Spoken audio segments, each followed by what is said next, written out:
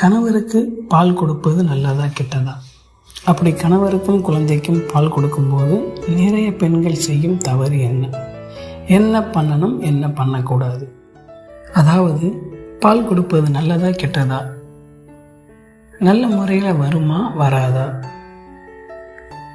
ஒருவேளை வரலைன்னா அதை எப்படி சரி செய்கிறது?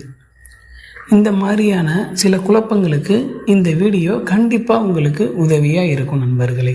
நான் உங்கள் நண்பன் சம்திங். நன்றி நண்பர்களே.